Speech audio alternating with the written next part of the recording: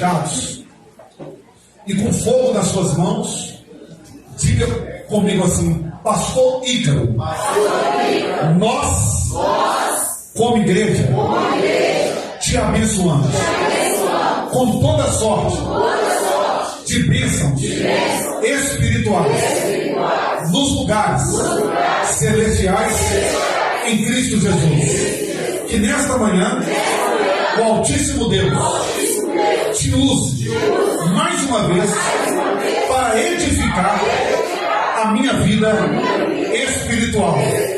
Eu sairei fortalecido ou fortalecida com a palavra de Deus, que na sua boca será instrumento da verdade, em nome de Jesus. Quem concorda com essa oração, aplauda o nosso Deus.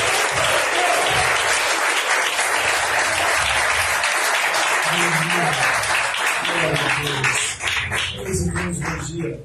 Bom dia. Para iniciar foi bom, né, gente? Bom dia. Bom dia. Receberam todos a paz do Senhor. Amém? Amém. Vocês podem se sentar. Antes de qualquer coisa, tá? Deixar registrada a minha palavra de gratidão a Deus pela oportunidade de poder servi-los. Desde que eu passei a participar, a frequentar as reuniões do Premier, eu tive a grata satisfação de conhecer o pastor Valdeir. E hoje aconteceu a oportunidade de eu poder servi-los na casa onde ele pastoreia. A minha oração é que Deus siga lhes abençoando, que desta forma o reino de Deus avance através da vida de vocês aqui nessa região, tá bom? Deus abençoe vocês em nome de Jesus, pastor Pedro. Quiserem eu, né, Céu? Pelo português tão polido, doutor Maia, falar assim de forma tão rebuscada. Eu brinco com ele assim que eu gosto de ouvir porque eu aprendo novas palavras todas as vezes. Obrigado. Eu me lembro de quando eu ainda trabalhava em uma das lojas do Supernosso, por algum tempo, eu trabalhei em uma peixaria que foi terceirizada pelo Mercado Central, as peixarias com Supernosso, e era uma época em que eu estava dividido entre o trabalho e também a vida ministerial. O pastor Pedro, nessa época, ele foi uma ferramenta de Deus, gente, para que eu fosse instruído por Deus pela vida dele. Foi uma época de muitos desafios. Parece que foi a primeira oportunidade que eu tive de falar em um dos cultos de atletas, né? O senhor estava na direção na Igreja Batista de Getsemane, e desde então Deus me dava a oportunidade de ser mentorado pela vida dele. Obrigado, Deus abençoe todos os pastores que participam nessa manhã. Deus lhes abençoe em nome de Jesus. Céu, Deus te abençoe. Amém. Está quase lembrando assim também? Pessoal, veja bem. Eu busquei de Deus um texto para que pudesse compartilhar o coração de vocês aqui essa manhã, e eu lhes confesso que eu intencionei falar um pouco, na verdade, falar especificamente para líderes, uma vez que boa parte daqueles que se reúnem nesses trabalhos exercem algum tipo de liderança no ministério. Todavia, o Senhor Deus me fez lembrar que somos todos ovelhas no grande pasto do subpastor. Eu quero compartilhar com vocês um texto muito simples, todavia carregado de uma orientação de Deus para nós. Você que trouxe aí o seu exemplar da Bíblia, Evangelho de Jesus Cristo, segundo ele escreveu Mateus, capítulo de número 15, e o nosso ponto de partida será o verso de número 21, e enquanto você procura, o pastor Cleiton já nos adiantou, o Senhor nos deu a oportunidade de gerarmos esse ano nosso segundo filho. Deus nos deu o Asaf. O pastor Cleiton participou ali do nosso chá revelação, e ele foi um dos que acreditava que Deus nos daria um menino, e conforme a crença da maioria, Deus nos enviou o Asaf, que agora em novembro completará 4 anos, e o Antônio com 5 meses. Então, quando você estiver orando, lembrem-se da minha vida, da minha família. Eu tenho uma cartilha em casa e eu ensinei ao Asaf parte daquilo que eu aprendo nas palestras que eu tenho a oportunidade de participar com o pastor Cleiton. Eu disse a ele que o corpo dele é inviolável e que ninguém pode tocar em áreas bem específicas. Eu gosto muito porque eu fico muito feliz todas as vezes que eu tenho a oportunidade de ensinar alguma coisa, porque eu percebo que Deus foi muito bom com ele, dando-lhe inteligência para absorver tudo que a gente ensina. É um desafio. Eu descobri que havia algo pelo que o homem tinha a capacidade de morrer depois que Deus me deu a oportunidade de ser pai. A experiência da paternidade gerou em mim uma ideia de auto-sacrifício, morrer para que outros possam viver. E eu acredito que esta seja a frase da bandeira dos problemas do mundo. É morrer para que outros possam viver. É dar a cara a tapa para que o futuro da igreja, na pessoa das crianças, seja resguardado, tá bom? Todas as vezes em que o pastor Cleiton posta alguma coisa através do departamento de mídia sobre especificamente essa questão, eu faço sempre questão de compartilhar, porque eu acredito, gente, que é a missão da igreja bater de frente contra tudo isso, tá bom? Comentei com o Dr. Michael ali atrás que, em nome de Jesus, nós viveremos para ver as nossas crianças livres das garras desses malditos, em nome de Jesus. Amém? Capítulo 15, verso de número 21. E partindo Jesus dali, retirou-se para as terras de Tiro e Sidom. E certa mulher cananeia, vindo daquelas cercanias, fosse a clamar: Senhor, filho de Davi, tem misericórdia de mim, porque minha filha está miseravelmente endemoniada. Contudo, ele não lhe respondeu palavra. Aproximaram-se dele então os seus discípulos e lhe rogaram, dizendo: despede-a, porque vem gritando atrás de nós. Ao que ele lhes respondeu: eu fui enviado tão somente às ovelhas perdidas da casa de Israel. Aproximou-se dele a mulher, e prostrando-se diante dele, implorava-lhe: socorre-me. Ao que ele lhe respondeu: não é bom tomar o pão dos filhos e lançá-los aos cachorrinhos. Disse-lhe a mulher: sim, Senhor, mas até os cachorrinhos também comem das migalhas que caem da mesa dos seus senhores. Ao que ele lhe respondeu: mulher, grande é a tua fé, seja feito contigo como desejas. Desde aquela hora a tua filha ficou sã. E você diga amém. Amém. Senhor, te louvamos, Pai, por razão de termos feito a leitura da tua palavra. Acreditamos que ela é a causa de termos permanecido aqui até agora. E mais do que isso, tua palavra, ó Deus, é a causa de nós insistirmos, ó Deus, em promovermos eventos como este. Acreditamos, ó Deus, que tudo o que precisamos aqui esta manhã é que o céu, Senhor, dirija a nós uma palavra. Guarde o nosso coração, ó Deus, bem como a nossa mente, escondendo-os, ó Deus, em um lugar que os dardos do nosso inimigo não nos alcancem. Livre a nossa mente agora de todo qualquer peso que possa distrair-nos, ó Deus, a respeito daquilo que tu quer falar conosco. Pai, ministra aos nossos corações. Precisamos ouvir a tua voz. E é o que nós lhe pedimos em nome de Jesus. Que você diga amém. Amém. Você pode se assentar e assentando-se. Vamos todos aplaudir Jesus.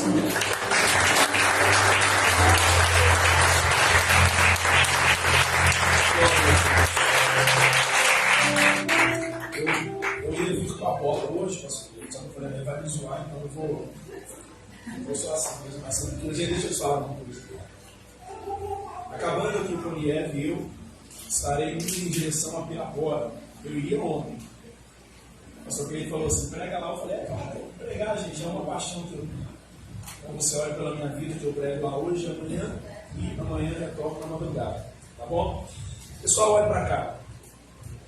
Eu acredito não haver a necessidade de criarmos um pano de fundo para que melhor compreendamos esse texto, levando em consideração ser essa uma das porções bíblicas mais conhecidas pela Igreja do Senhor. Eu perdi a conta de quantas vezes falei a respeito dessa história. Você saberá em primeira mão, se tudo correr bem e os céus assim nos permitirem, muito em breve eu farei com que essa mensagem se transforme em um livro, de tão apaixonado que eu sou pela história dessa mulher.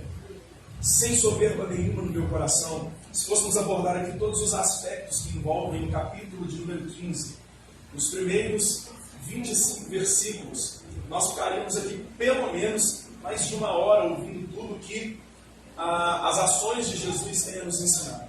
Mas como nós trabalhamos contra o tempo, eu quero rapidamente lhes falar sobre alguns dos aspectos que eu acredito terem sido abordados por Jesus para que ele concluísse que a fé dessa mulher, ela era grande. E é sempre bom lembrarmos que nem eu, e muito menos você, temos a ferramenta necessária para aferirmos a fé de ninguém. Eu não posso olhar para nenhum de vocês aqui esta manhã, levando em consideração que muitos tenham deixado o que fazer em casa, e vindo aqui, eu não posso olhar para nenhum de vocês e então emitir a nota que Jesus emitiu. Não posso olhar para ninguém e dizer, você tem uma grande fé, e olhar para o outro e então dizer, já você não tem uma fé tão grande assim. Porque apenas Jesus tem a ferramenta necessária para se aferir a fé de alguém. Talvez você não goste do que eu vou dizer agora, mas é uma verdade que precisamos aprender a lidar com ela. A maneira pela qual Jesus identifica o nível da nossa fé é através das provações a que ele nos submete.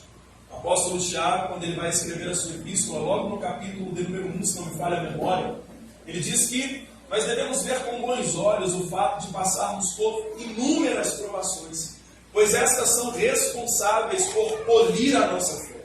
Elas são responsáveis por aperfeiçoar a nossa fé. Então, gostando você ou não, são as intempéries da vida que nos permitem nos aproximar de Deus através da fé. Se eu pedisse a você aqui esta manhã que me desse uma definição de fé, eu tenho certeza que alguns evocariam o capítulo 11 da Epístola aos Hebreus e diriam, olha, o que mais a fé pode ser, senão aquilo que a própria Bíblia diz a respeito dela, certeza das coisas que nós não vemos. Mas a fé a que me refiro aqui esta manhã, a fé a qual esta mulher estava munida dela naquele dia, é uma fé que é transcendente, uma fé que vai além daquilo que os nossos olhos permitem nos ver. Se eu pedir a você que desse uma boa olhada em volta e me descrevesse então o que é que você consegue me falar, o que é que você consegue enxergar, falaremos todos a respeito das mesmas coisas, com exceção, é óbvio, daqueles que estão na porta da igreja. Agora, se eu peço a você que feche os seus olhos e então me descreva, eu tenho certeza que você me falaria sobre detalhes pelos quais você passou, que eu não consegui captar, mas a sua percepção lhe permitiu enxergar. Esta é a fé que essa mulher carregava naquele dia. Era uma fé que lhe permitia ver, apesar de todos os obstáculos existentes. Era uma fé que lhe permitia crer. Era uma fé que lhe permitia tocar, apesar de todos os desafios propostos. Rapidamente, antes de nós entrarmos de fato aqui no corpo do sermão que diz respeito a essa mulher, os primeiros 20 versículos do capítulo 15 é para nós um grande ensinamento. Jesus está sendo confrontado por parte da liderança religiosa naquele tempo. E eu sei que você sabe que o grupo dos religiosos foram que de longe deram mais trabalho a Jesus do que tange ao exercício ministerial. Nesta ocasião, eles vão questionar a Jesus sobre a razão que levava os discípulos a comerem, sem observar o rito de lavagem das mãos. Era uma série de coisas que envolviam as cerimônias religiosas a fim de torná-los puros. O que era a tradição dos anciãos? Um conjunto de regras interpretada pelos antigos rabinos que facilitariam os judeus a obedecerem à lei. Só que como nós já conhecemos, só fizeram dificultar. Jesus ele vai subir o nível, ele vai subir a régua. Ele olha para estes homens e vai lhes dizer, vocês ainda não entenderam nada. Não é aquilo que entra no homem que o torna impuro, é o que sai. E aí Jesus então conclui o pensamento, porque o que sai tem como origem no coração. E do coração procedem as saídas da vida e também da morte. Quando eu digo que Jesus subiu o nível, é exatamente por causa disso. Porque Jesus está dizendo que as nossas palavras elas são comparadas a sementes. E levando em consideração que são de fato sementes, significa dizer que o que vivemos hoje é o resultado daquilo que plantamos ontem. E o que vamos viver amanhã? O resultado daquilo que plantamos hoje. Por isso, diante de tal afirmativa, vale a pena a seguinte reflexão. Quem sabe o que planta, não tem medo do que vai colher. Vou de novo. Quem sabe o que planta, não tem medo do que vai colher. que Jesus está dizendo a estes homens, gente, e para nós aqui nesta manhã é algo muito simples. Se vocês soubessem o poder que a palavra de vocês carrega, vocês adorariam mais e murmurariam menos. Se vocês soubessem o poder que a palavra de vocês carrega, vocês celebrariam mais e reclamariam menos. Se vocês soubessem o poder que a palavra carrega, vocês orariam mais e desistiriam menos. É exatamente isso. A sabedoria em Provérbios recomenda-nos a guardar a língua. Por quê? Porque tanto a vida quanto a morte estão no poder da mesma. O que Jesus está dizendo há poder nas suas palavras para destruir, mas o contrário também é verdade. Há poder nas suas palavras para construir alguma coisa. Há poder nas nossas palavras para adoecer alguém, mas há poder também para curar. Há poder nas nossas palavras para derrubar alguém, mas há poder também para colocar de pé. Esperava uma reação melhor de você, mas tudo bem. Há poder nas nossas palavras para fechar algumas portas, mas há poder também nas nossas palavras para abrir algumas portas. Agora perceba. Direcione a nós uma palavra. Em razão da resistência, da oposição, dos obstáculos criados por parte da oposição religiosa, Jesus ele vai se deslocar ministerialmente. Ele vai sair de onde está e vai buscar um lugar agora que outrora ainda não era alcançado. É uma terra majoritariamente gentílica. Até aquele momento, todo o ministério de Cristo limitou-se entre os judeus, limitou-se entre aspas. Jesus agora, por causa da oposição, vai retirar-se deste ambiente e vai buscar as regiões da Fenícia, as terras de Tiro e Sidom. Uma terra que os judeus dificilmente buscariam, por livre e espontânea vontade, porque aprenderam desde muito cedo que havia uma espécie de indiferença por causa da etnia. Jesus então começa a quebrar esses paradigmas. Jesus então começa a quebrar esses obstáculos que haviam sido colocados. E eu acho isso aqui extraordinário, gente. Porque diante da oposição por parte do grupo religioso, muitos de nós repensariam a ideia de permanecermos no ministério. Por muito menos, eu acredito que alguns de vocês que me ouvem aqui esta manhã já colocaram diante de Deus a sua credencial dizendo: não quero mais. Agora no Uber a caminho da igreja, eu conversava com um pastor e ele me dizia: estou saturado, cheguei no meu limite, eu estou a ponto de desistir. Esta semana eu pensei por várias vezes em passar a direção da igreja, porque eu não suporto mais. E eu disse: Jesus pensasse o mesmo que eu e você pensamos diante das lutas, dificilmente a cruz teria sido uma realidade. Mas precisamos absorver algumas características de Jesus a fim de tornar a nossa caminhada mais confortável. Precisamos aprender com Jesus a desenvolver-nos em meio às crises da vida. Perceba, Jesus não viu nos obstáculos, gente, um pretexto para parar. Ele não viu na oposição um pretexto para estacionar. Ele não viu na oposição um pretexto para estagnar. Não, ele fez da resistência combustível para alcançar o limite ou limites que outrora eram inalcançáveis. O que Jesus está dizendo para alguém aqui esta manhã, e as donas de casa vão concordar com o que eu vou dizer, é que crente é muito semelhante à massa de bolo. Quanto mais bate, aí eu vou de novo, quanto mais bate, isso é que faz com que seu inimigo fique à beira de uma crise. Já colocou seu nome na boca do saco de ururu na beira do brejo, já colocou farofa feijoada na encruzilhada, mas quanto mais bate, mais a gente cresce. Isso explica a razão de estarmos aqui essa manhã. Tem gente aqui dentro me ouvindo que está apanhando mais do que bandeira em samba. Vai dar vergonha do diabo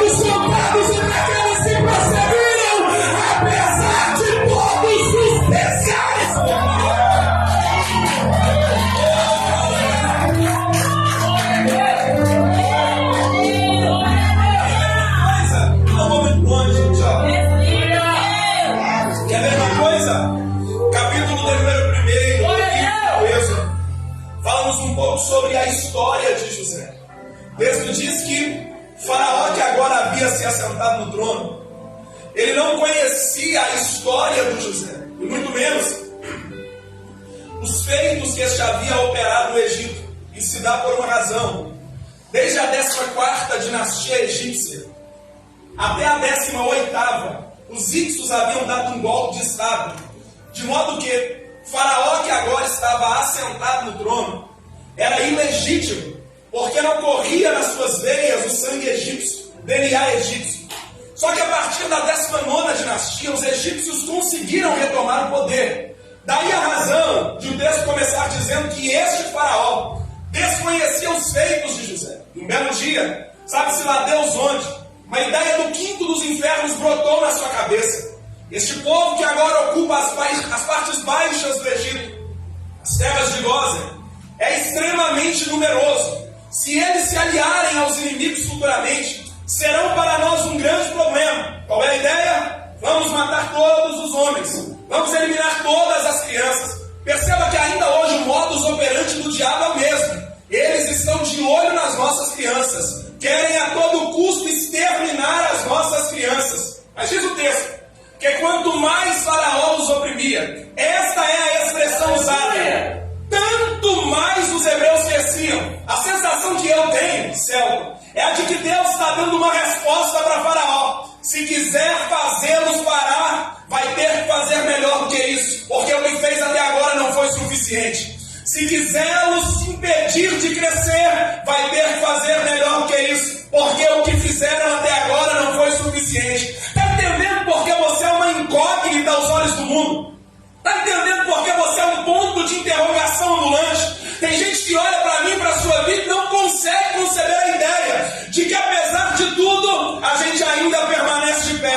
Que apesar de todos os desafios, a gente ainda permanece. Tem gente aqui dentro esta manhã me ouvindo, que se após esta reunião parássemos para tomar um café e ele lhe contasse todos os desafios que ele enfrenta, você olharia para a sua vida e diria: meu Deus, estou reclamando de barriga cheia, porque o que fulano passa está além da minha capacidade de suportar. É por isso que os nossos inimigos não entendem. Batem de todos os lados, pressionam de todos os lados, nos apertam de todos os lados, mas a gente segue firme em direção ao nosso propósito. E é exatamente isso. Jesus está crescendo, Jesus está expandindo os limites de alcance do seu ministério. Eu preciso de não mais de 10 minutos do seu tempo e eu encerro. Diz o texto que uma vez Jesus agora adentrando os limites da terra de Tiro e Sidom, uma mulher, e a Bíblia diz qual é a característica dessa mulher: ela é cananeia. Isso é uma forma pejorativa de o evangelista Mateus se referir a ela, porque ele bem sabia que os de cá não se davam com os de lá. E apenas em 2 ocasiões ao longo de todo o evangelho escrito por Mateus, nós encontramos Jesus se admirando com a fé de alguém. E em ambos os casos, acredite você ou não, tratava-se de personagens que não eram pertencentes à aliança. O primeiro episódio acontece no capítulo número 8. O texto diz que Jesus está retornando a Cafarnaum. E ele é surpreendido por uma comitiva. São os anciãos da cidade. Eles, por sua vez, trazem a seguinte mensagem: é mister que o Senhor o atenda. Afinal de contas, ele nos ajudou a construir a sinagoga. Jesus não disse absolutamente nada, mas deu a entender que ia. No meio do caminho, o segundo grupo é enviado. Desta feita, era um grupo que pertencia à ala mais íntima deste homem. Eram os amigos. E a mensagem era outra. Pensando bem, depois de tudo que ele ouviu dizer ao seu respeito, depois de todas as coisas que testemunharam sobre ti, ele acredita tanto que o Senhor é quem diz ser, que de onde o Senhor está, se disser uma única palavra. Vou de novo só pela risada. Se disser uma única palavra. Se disser uma única palavra. Se disser uma única palavra. Está entendendo que não precisamos de muito, apenas de uma. Porque uma palavra pode restaurar o casamento de alguém. Uma palavra pode levantar o caído. Uma palavra pode curar o doente. Uma palavra pode abrir. Uma palavra. Jesus parou surpreso e disse: nem em toda Israel e toda semelhante a essa. Era um personagem estranho à aliança também dessa mulher. Agora, mesmo não sendo crente, eles conseguem manifestar fé. Isso aqui é um tapa de luva em nós. Fé não é monopólio da igreja cristã.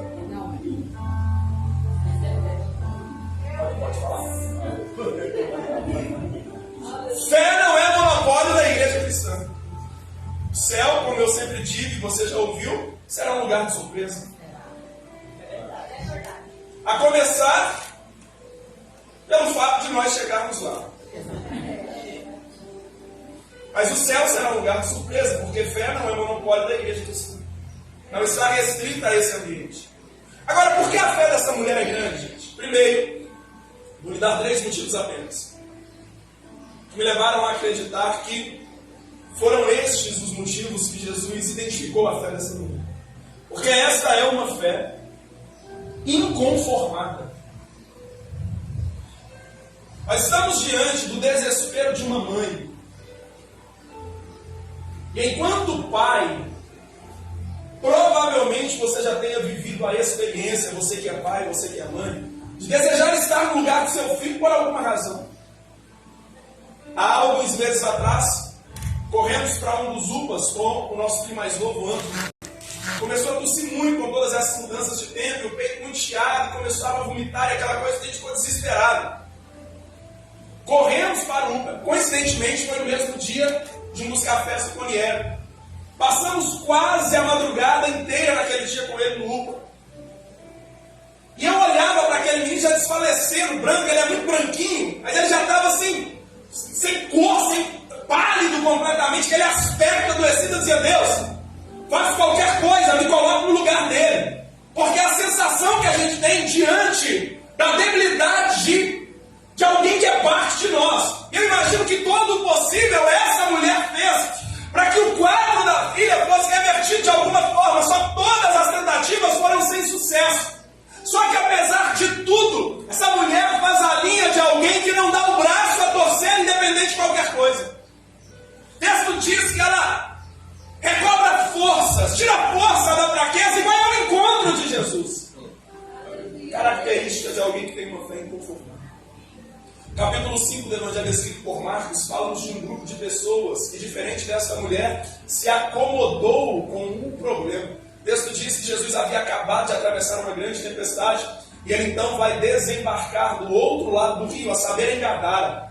E eu gosto do que está escrito ali, porque a Bíblia diz que o simples fato de Jesus chegar fora suficiente para que o homem saísse do sepulcro. Sem que ele dissesse absolutamente nada, o homem saiu do sepulcro. Evangelho de João, capítulo número 11, Jesus está retornando a Betânia em razão do pedido de Marta e Maria. Diante do túmulo, ele dá 2 ordens. A primeira destas é tirar a pedra. Por que Jesus não tirou? Porque ele jamais fará aquilo que é obrigação minha e sua. Então ele manda com que a pedra seja removida e dá uma outra ordem: Lázaro, venha para fora. Diz o texto que o morto saiu.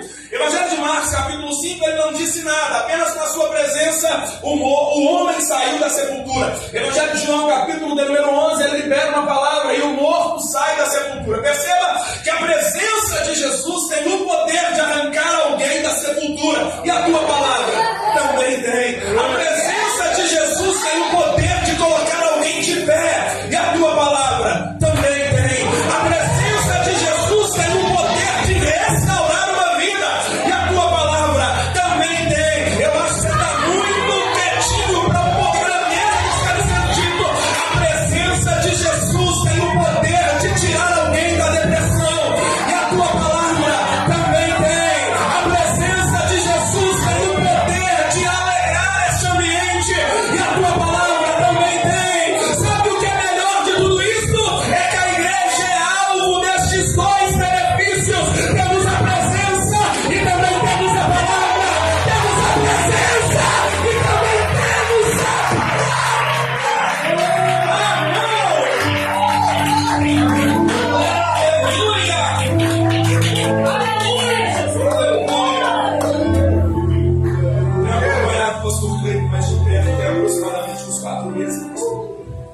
Eu participei de algumas das palestras que ele ministrou.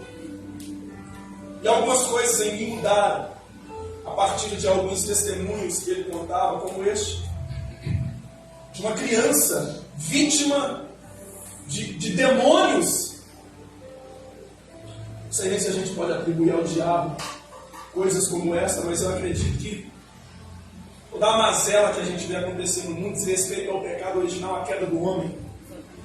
E desde então eu passei a orar pelos meus filhos exatamente assim. Deus, comentava com o Celton ali fora, a nossa guerra ela não é como essa que temos visto acontecer mundo afora. A guerra que a igreja brasileira enfrenta é uma guerra ideológica. É uma guerra que diz respeito a ideais. Pastor, o que será a marca da besta? Um chip na testa? Não. Isso chama-se avanço tecnológico, gostando você ou não. A tecnologia, o advento da tecnologia, da internet, está nos proporcionando isso.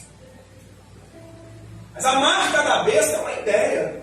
E isso para mim é muito claro, gente. Muito claro. A guerra da igreja brasileira é ideológica. Desde então, todos os dias que eu oro pelo WhatsApp, pelo âmbito, eu digo, Deus, assim como chegou o momento na minha vida de dar uma resposta ao mover do Senhor, vai chegar o momento na vida deles também. Em que eles precisarão responder a tudo quanto o Senhor está fazendo. E quando este momento chegar, eu acredito que apenas uma experiência com a tua presença e uma palavra ardendo no coração deles os livrará dessa ideologia maligna que acomete o mundo. E eu tenho orado pela vida deles exatamente assim. Deus, dê a eles uma experiência com a tua presença e faça com que a palavra arda no coração deles, porque senão dificilmente eles não sucumbirão a estes ideais. E o meu desafio para os pais, líderes, pastores aqui essa manhã é exatamente este: ensinar a nossa juventude que tenha um amor pela presença e uma palavra queimando no coração. Não, eu gosto dessa expressão. Nós não seremos contados entre aqueles que perderam ou recuaram. A juventude não está perdida, as crianças não estão perdidas, serão alcançadas pela presença, serão alvos de uma palavra e Deus explorará a bandeira de vitória.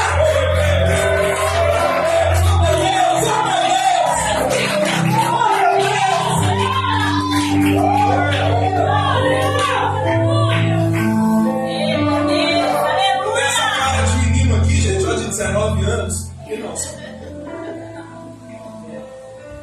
Mas eu acredito que o básico ainda funciona, gente. Jejum, oração e Bíblia ainda dá certo. Jejum, oração e Bíblia ainda dá certo. Por que é que a fé dessa mulher é grande? Porque é inconformada, te pergunto. Porque é inconformada. E eu gosto do que vem a seguir. Porque as razões que levaram esta mulher a Jesus, apesar de atingi-la diretamente, não diz respeito necessariamente a ela, mas à filha. É como se ela estivesse dizendo: eu só venho à tua presença porque o alvo da minha petição não pôde vir. O que me trouxe até o Senhor é exatamente a necessidade da minha filha, porque de outro modo ela viria. Ela identifica que está lidando com poderes espirituais. E eu gosto muito disso aqui, porque uma vez identificando que a batalha dela não é natural, mas sobrenatural, ela diz: quanto a isso eu não tenho muito o que fazer, mas conheço alguém que pode. Aleluia! Glória a Deus. Glória a Deus! Por que a fé dessa mulher é grande? Porque esta é uma fé intercessória. E nem todos falam essa linguagem. Porque, infelizmente, por culpa de parte da liderança, a igreja desenvolveu uma relação com Deus de mendicância. É assim que fala. Então, alguns se aproximam de Deus munidos de todas as suas necessidades. É verdade. Agora, imagine você que eu ligue para o Celton amanhã e diga: Celton, as coisas apertaram aqui em casa. Preciso de 5 mil reais emprestado. A cara de rico que o Celton não tem, 5 mil ele tem no bolso, né, você? Ele me empresta. E eu pago, porque a obrigação de quem deve é Pagar. Fala melhor para não achar que tem crente na bandeira, que a obrigação de quem deve é Pagar. Eu pago, só que futuramente tem necessidade de novo. Estou falando sobre intercessão. Celton me empresta. Isso vai se repetir por umas 3, 4 vezes, mas vai chegar uma hora que ele vai ver o meu número de telefone na bio do celular e vai pensar: está precisando? Porque só liga. E eu me pergunto o que Deus pensa ao nosso respeito quando nós dobramos os joelhos para orar. Porque tem gente que só ora. Aleluia. A sensação que eu tenho é que eles viram em Deus apenas um provedor e não um Senhor, alguém que é digno da presença. E parte disso eu culpo a liderança. Por quê? Porque nós é quem ensinamos, incutimos na mente da igreja que eles precisam se aproximar de Deus para pedir. Mas oração é a forma mais bela de relacionamento com Deus, gente. Guarda o que eu vou lhe dizer. Orar não tem a ver com conseguir que a vontade do homem seja feita no céu. É o contrário. É conseguir que a vontade de Deus seja feita na terra. A impressão que eu tenho é que alguns fizeram da oração uma espécie de compra. Entramos em um grande supermercado e percorremos as prateleiras da necessidade e começamos a colocar no carrinho. E alguns se queixam de Deus estar calado quando Ele mantém com Deus um monólogo e não um diálogo. As pessoas falam e não esperam Deus falar. E pior, o fato de não se dispuserem, ou o fato de não manterem paciência em oração, acreditando que Deus não fala com eles, faz com que esses terceirizem a voz de Deus. Aí eles param de querer ouvir Deus no secreto e começam a querer ouvir o Deus do outro. O que desencadeia um outro problema, que para mim é a desgraça do evangelho moderno, os profetas do Pix. É verdade.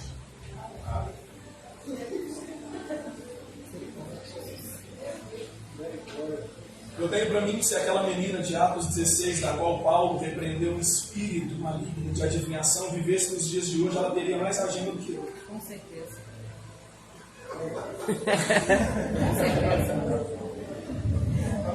Infelizmente é verdade. Posso dizer uma coisa? Sim.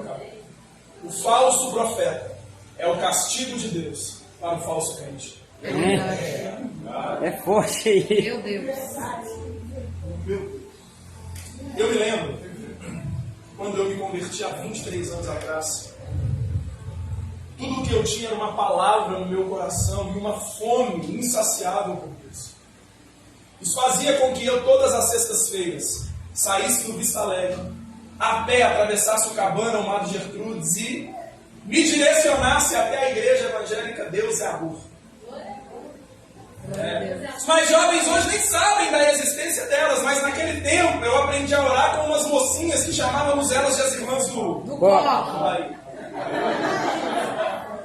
As vigílias eram boas. Todas as sextas-feiras a Deus é Amor, parece que é uma vigília tradicional e ainda hoje acontece, dava-se início às 23 horas. E eu me ajoelhava do lado dessas senhorinhas, gente. A Deus e Amor disponibilizava um avental, algumas na cor azul, outras na cor rosa. As mais antigas tinham um avental branco, em razão do longo tempo de uso, já não era mais tão branco, amarelado. Bancos de madeira que remetiam a igrejas antigas, de fora a fora naquela igreja. Quem já passou ali pelo Amazonas sabe o que eu estou dizendo. E eu me ajoelhava do lado daquelas doninhas, porque era 3 horas da manhã que o fuar começava. E eu começava a orar, depois de 30 minutos de oração, eu me levantava me sentindo ungidão. E eu ia para os fundos da igreja, porque ela é muito grande. E eu ficava analisando tudo que acontecia, eu não entendia. 11h30 elas orando. Meia-noite elas orando. 1h da manhã e elas de joelho. E eu, depois de 30 minutos de oração, já não tinha mais o que falar, a boca secada, uma vontade desesperada de ir ao banheiro. E todas as vezes que isso acontecia, eu atendia a minha necessidade fisiológica. Depois de muito tempo, Jesus me disse: não é que o seu corpo tem necessidade, é que a sua carne ainda manda em você.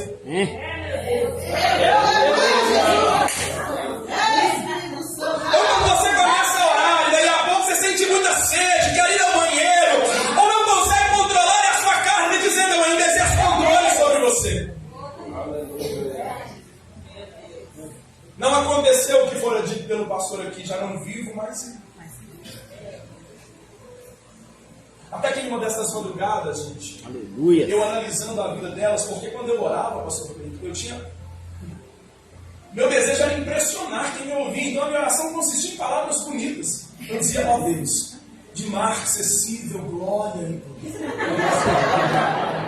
Porque eu queria impressionar quem me ouvia, gente. Em muitas ocasiões nem eu sabia o significado de algumas palavras que eu usava. E aquelas senhoras, eu obedecer a Deus, elas não sabem metade das palavras que eu sei, elas não têm o vigor que eu tenho, Pai, elas não se vestem como eu me visto. E eu começava a questionar a Deus a respeito do fervor daquelas mulheres orando, até que em uma dessas madrugadas Deus me visitou e disse: você está coberto de razão, elas não conhecem as palavras que você conhece, porque muitas delas nem tiveram a oportunidade de estudar, elas também não se vestem como você se veste, porque elas são de outro tempo, o vigor delas já não é mais como o seu, porque os áureos anos de juventude delas já se passaram, mas tem uma coisa que elas têm que te falta.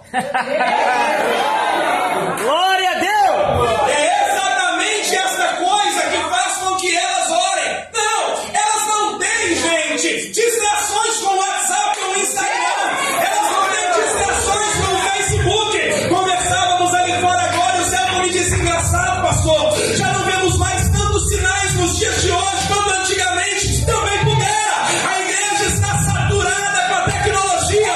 Substituímos o quarto de oração pelo muro das lamentações do Facebook, mas eu ainda faço parte da igreja antiga. Jesus nos desafia a entrar pro quarto e de joelhos diante dele expor oração.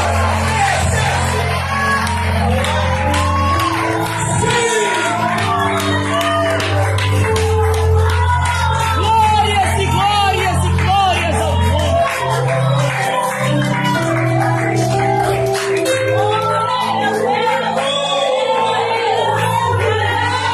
Precisamos muito, precisamos resgatar valores perdidos e a oração é um desses valores, Paulo Maria também, quando todos nós estivermos diante do grande trono branco naquele dia, e então Deus nos olhar com seus olhos de fogo e nos perguntar: ô Ícaro, por que é que você não orava? E eu vou dizer: Senhor, eu não tinha muito tempo, eu era pai de 2 filhos, marido, pastor, líder, eu precisava me desdobrar para dar conta de todas essas coisas. Imagine, pelo amor de Deus, quem sabe à direita, à esquerda do grande trono branco, uma tela em 10p descendo, e Deus então contabilizando as inúmeras horas que eu passei com o celular na mão. Ele então vai me olhar e vai me dizer: não era falta de tempo que você tinha, era falta de prioridade espiritual, porque quem quer arruma um jeito, quem quer dar uma forma. É o desafio aos líderes aqui essa manhã, ao chegar amanhã no culto à noite, a colocar a tua igreja de joelhos por 5 minutos e dizer: Deus, queremos resgatar o fervor da oração, porque acreditamos que a oração ainda levanta o caído, a oração ainda ressuscita o morto, a oração ainda viva, a oração ainda restaura, a oração ainda traz avivamento. Tem crente de oração aqui essa manhã, tem. Por um minuto, vamos.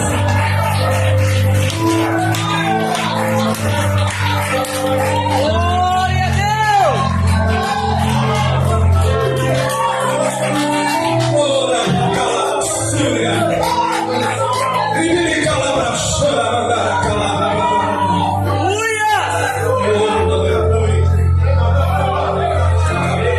Aleluia! Meu Deus! E a fé dessa mulher é grande? Porque é uma fé acessória. Porque a fé dessa mulher é grande. Porque essa é uma fé que a permite suportar o que mata algumas pessoas. O que, pastor? O silêncio de Jesus. O texto diz que, munida dessa fé, ela busca a Cristo. E o texto diz: porém, Jesus não lhe respondeu nada. E para um crente de oração, a pior das respostas em oração é o silêncio. Porque quando Deus diz não, ainda que contrariando a nossa vontade, os crentes mais maduros entendem o não de Deus como um livramento. Mas quando Ele não diz nada, é claro que isso não acontece com você, porque você tem cara de que quando ora o céu se abre.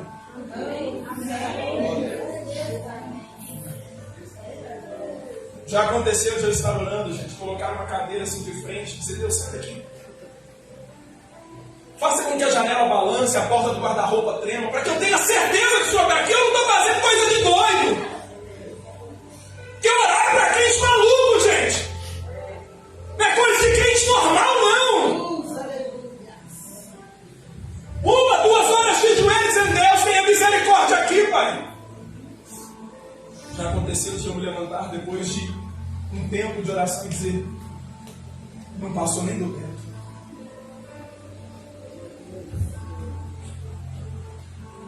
Eu lembro que, vou parar nesse ponto, tá, gente? Eu lembro que quando, em 2006, no dia 22 de setembro, eu recebi uma oportunidade como essa. Eu não tinha muitos recursos como eu tenho hoje. Eu não tinha tantos comentários bíblicos, eu não tinha tantas bíblias de estudo, eu não tinha tantos livros. Eu propus no meu coração, quando eu partir dessa terra, eu vou deixar uma biblioteca para os meus filhos com quase 10 mil livros. Eu tenho me empenhado nisso. Mas eu não tinha nada do que eu tenho hoje. E eu recebi um convite para pregar em uma igreja no Cabana, bem no miolo. Naquela ocasião, Nova Sintra, em Vista Alegre, vi um pé de guerra, Cabana e tantas outras coisas. Todos os dias, morte em razão do tráfico, das drogas. Minha avó era a coluna que Deus tinha levantado dentro de casa. Ela era líder do círculo de oração de uma igreja do Evangelho Quadrangular. Ficava localizada na Praça Cardeal Arco Verde. Aquele dia ela estava indo liderar o círculo de oração. Ela não sabia ler, não sabia escrever, mas ela tinha muitas marcações na Bíblia. E eu ainda tenho a Bíblia dela e eu não entendi a razão pela qual ela marcava. Meu Deus, ela não sabe ler. Mas foi a mulher que eu conheci que mais orava. Perdi a conta de quantas vezes eu acordei pela madrugada, sabe-se lá Deus, como efeito de quê, e a minha avó com as mãos estendidas na minha cama, dizendo: Deus, faz uma neto um pregador. Aquele dia, pastor Frei, pastor Joaquim, ela estava indo liderar o círculo de oração. Aconteceu uma troca de tiros, exatamente no lugar em que ela passava, e uma das balas acertou a nuca dela. No outro dia pela manhã, na sexta-feira, eu e meu irmão, um pouco maior do que o pastor Frei, pastor de uma igreja Assembleia de Deus em São Paulo, negão. Fomos ao IML fazer o reconhecimento. Que cena terrível, não desejo aquilo para ninguém. Uma pequena sala, uma janela muito pequena. O médico legista trouxe o corpo dela sobre uma máquina, ele tirou o lençol. Essa imagem ficou estática na minha memória, uma marca roxa no rosto dela, porque a bala acertou a nuca e ela caiu com o rosto definido. Cheguei em casa, minha mãe correu aqui e disse: você é o profeta, pergunte a Deus por quê. Você acha que eu não perguntei? Subi aos montes.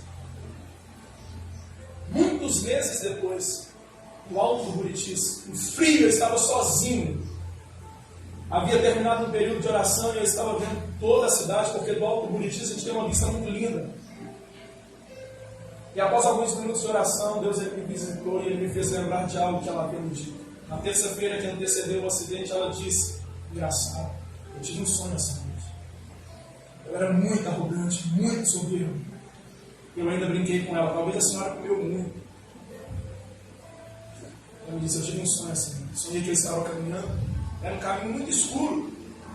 E apenas nos lugares em que eu pisava havia luz. Em parte deste caminho, uma chama se acendeu do meu lado esquerdo, outra chama do meu lado direito. E enquanto eu caminhava, o caminho ia sumindo diante dos meus pés, e uma das chamas ia se apagando e a outra começava a acender.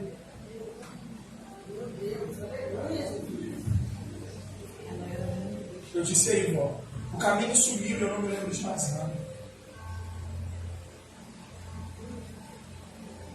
Aquele dia Deus me disse: você era a chama que estava acendendo. Me lembrei das inúmeras vezes em que eu acordei de madrugada com ela dizendo: Deus, não me deixe partir sem ver o meu neto se tornar um pregador. Posso lhe dizer uma coisa, gente? Talvez você não viva tempo suficiente para ver tudo o que pediu em oração, mas acredite, nenhuma das suas orações cairão no mar do esquecimento. Sabe o que essa mulher tinha? Jesus não disse? Não disse? Mas ouviu?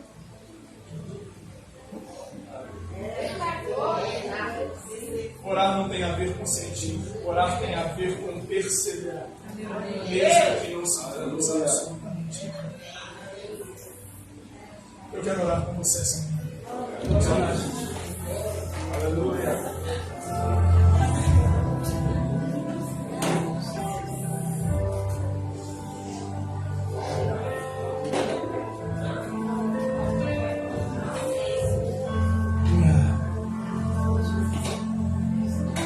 Quero desafiar você, líder que está aqui. Talvez você não congregue aqui. Estenda as suas mãos em direção à sua comunidade.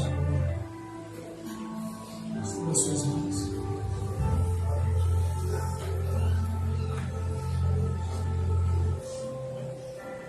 Eu creio que a oração ainda resolve, gente.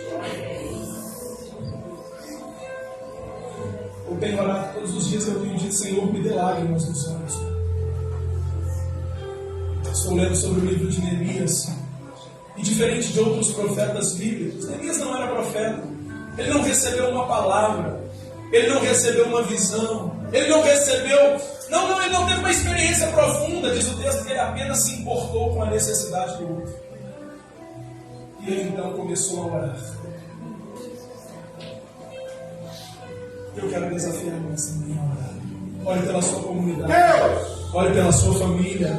Olhe pelo seu relacionamento. Olhe pelos teus filhos. Ore. Em nome do Senhor. Ore por um minuto, ore. Exaltado seja Ore por um minuto, ore. o teu nome para sempre. Oh Deus. Exaltado seja o nome de Jesus. Ajude-nos, Pai, a sermos homens de Oh, oração. papai. Ajude-nos, Pai, a sermos homens de oração. Ajude-nos, Senhor. Santo Deus. Deus, precisamos, Pai, atrair os céus através da oração. Santo Deus. A igreja, meu Deus, em Atos, a palavra diz no capítulo 4 que após um período de oração, o lugar em que eles estavam reunidos tremeu. Sinais seguiram a igreja. Por quê? Porque era uma igreja de oração. Sinais seguiam os apóstolos. Por quê? Porque eram homens de oração. E nós queremos resgatar, ó Pai. Queremos resgatar, Senhor. Queremos resgatar, Senhor. Sinais como estes, Pai. Deus, ajude-nos, Senhor, a sermos os primeiros homens, meu Pai, que ao invés de ligar a televisão e maratonar séries, abram a Bíblia e voltem aos cultos domésticos. Pai, ajude-nos, Senhor, a incutir na mente das nossas crianças os valores da Bíblia, os valores cristãos, valores que o mundo não terá capacidade de apagar, valores que o mundo não terá capacidade de obscurecer, porque assim a tua palavra diz. O apóstolo Paulo, Senhor, quando escreveu a carta aos Filipenses, ele disse que nós resplandecemos em meio ao mundo tenebroso como astros e estrelas. Por quê? Porque refletimos as verdades do reino. Foi dito aqui esta manhã que além do sal, somos também a luz do mundo e queremos brilhar, Pai, diante dos homens, os valores do reino. Ajude-nos, ó Deus, ajude-nos, ó Pai, é o que nós te pedimos esta manhã, Senhor. Oh, ora ao Senhor em nome de Jesus, ora ao Senhor em nome de Jesus. Oh, aleluia, aleluia, aleluia. Abra a tua boca e ore, Pai. Abra a tua boca e ore.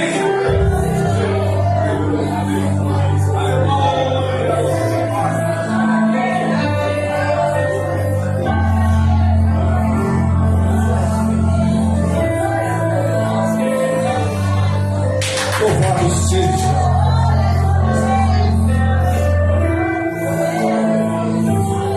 Deus Santo, Pai das luzes, de onde não pode haver variações.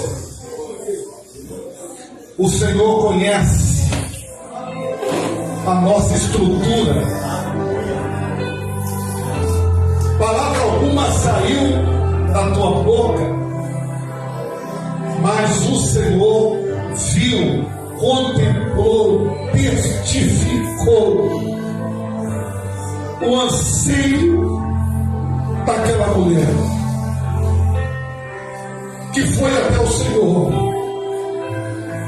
por causa da impossibilidade da filha que estava terrivelmente demoniada.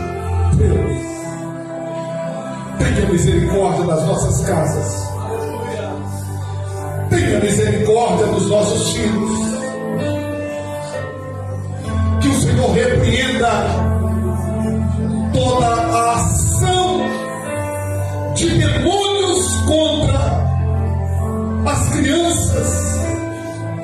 nossas igrejas, os nossos filhos, cerca eles em volta,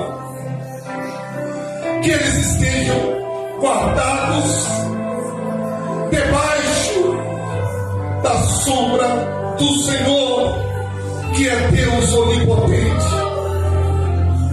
Pai, cumpra a vontade do céu nos nossos dias aqui na terra. Nós queremos andar de acordo com a palavra do Senhor. Não nos deixe corromper. Não deixe que os nossos pés escorreguem. Não deixe, ó Deus, que a tua igreja vacile, porque o Senhor é quem nos guarda. O Senhor é a nossa sombra direita. O sol não irá nos molestar de dia e nem a lua de noite. O Senhor nos guardará de todo mal. O Senhor guardará a nossa entrada e a nossa saída. Que as tuas mãos, ó Deus, permaneçam estendidas na direção da igreja. Nós queremos prosseguir em conhecer ao Senhor, queremos conhecer a tua face. Nós queremos, meu Pai, dias em que de fato venhamos experimentar o andar na sua presença. Porque o Senhor disse para Abraão: ande na minha presença. E nós queremos andar na sua presença. Nós queremos que os nossos braços sejam fortalecidos para a obra do Senhor, que é urgente. Eu tenho certeza que enquanto clamamos ao Senhor, o Senhor tem um instrumento de aferição da nossa fé. Enquanto buscamos o Senhor pela nossa família, pelos nossos filhos. Meu Pai amado, eu creio que o Senhor usa as nossas vidas para que o Evangelho seja, ó Deus amado, espalhado, assim como o lavrador espalha a semente no campo que foi preparado, para que ao seu devido tempo colha do fruto da terra. Assim o Senhor usará cada um de nós de uma forma muito específica, de uma forma muito poderosa, em nome de Jesus. E toda a igreja diga graças a Deus, aplauda o nome de Jesus.